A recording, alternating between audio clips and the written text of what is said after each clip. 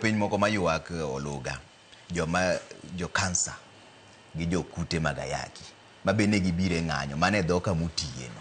Jo kansa wacho ni siling'400,000 no ok rom. Joma nigi kute mag ayaki bende wacho ni SHA ni ok thiedhgi. Adieri ni kanye wacho? Adieri to ng'eni wach ni asepimo. Koro Nelson Otuo ma ochung' ne joma nie network mar joma nigi kute mag joma odak gi kute mag ayaki. Asebet kod gi piny kendo asegone gi erokamano kabisa nikech asenyiso gi ni weche gi mokwongo kane adonjo dwe mar adek ng'eni US government no withdraw pesa te nyaka sani onge ng'ato mawacho ni pod ok giyudo yath. Onge, ok ibo yudo ng'ato achiel mawacho ni ok odhi osiptal to ok oyudo yath. To pesa maloka to osegol. To pesa maloka to nogol. Mano ng'ama otimo tijno. Wan, ng'eni jogi nyaka gonwa erokamano. Kata bed mana ni mae tich, to mae tich mahero. To katime ni mondo gigonwa erokamano, ta nyaka wachi ni wasetiyo kabisa nikech wayudo ka ogol pesa kata nyocha Global Fund nyocha ogolo 6.9 billion. Trevor Pokabiro kata Pokaluongo press conference kawacho ni wachungo thieth nikech Global Fund ogolo pesa. Wasebet kwa thiedho ji to onge jatuo mosedhi osiptal moko yudo thieth, moko yudo daktari, koro wanyisi gima timre gi nyocha NEFAC kane biro. Koro NEFAC ne gitimo ng'anyo ni mondo oket weche mag thieth mag ayaki e SHA. To nabet kod gi piny. In fact napenjo Nelson ni to Nelson ibiro ng'anyo nang'o to nyocha bet kod piny. Jatuo achiel ma yath mag ARVs. King'iyo yath mar ARVs per month wachulo 8,000 kaka serikal. 8,000. Wan gi 1.4 million people ma muonyo yedhegi. Kigoyo 1.4 million to gi 8,000 per month, yudo pesa di, yudo 12 billion.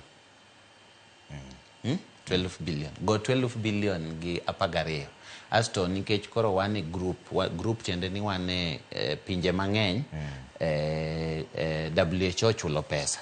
Koro WHO chulo pesa, koro factory manufacture. Koro wayudo discount kabisa. Koro discount bet kata mna 60%. Koro yudo ka instead of mondo wachula 100 billion, pesa ni duogo up to around 40 billion.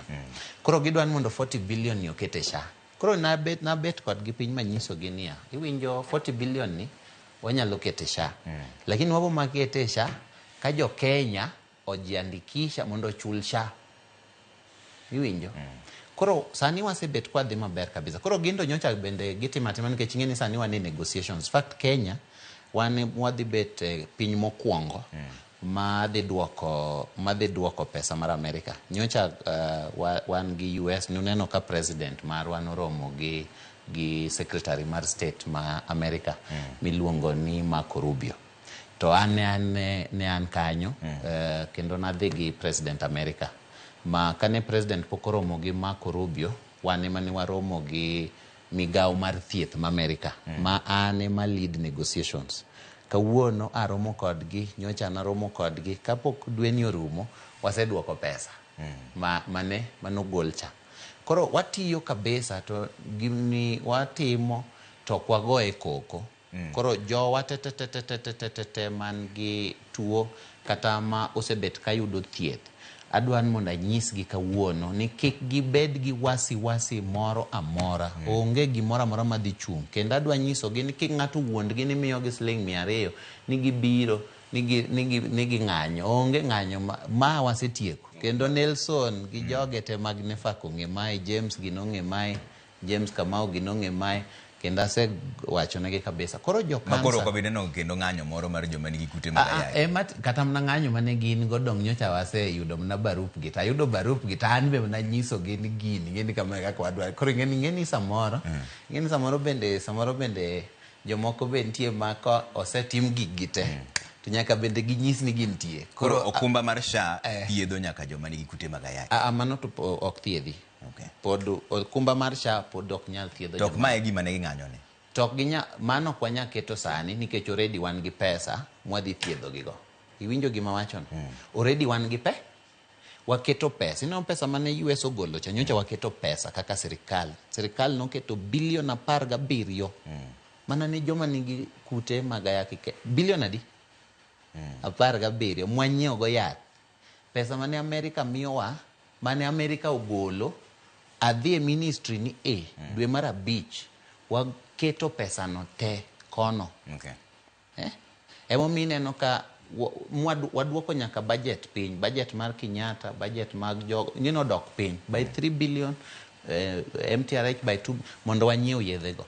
To magi ng'eni gik moko wawacho negi mana nikech wang'eyo gimomiyo gino important. Koro kik gibed, in fact kata an kana ng'iyo ta penjo inyagocho de penjo to ung'anyo nang'o to une mwaketo mbele molo joma to koro adwa dhi donjo weche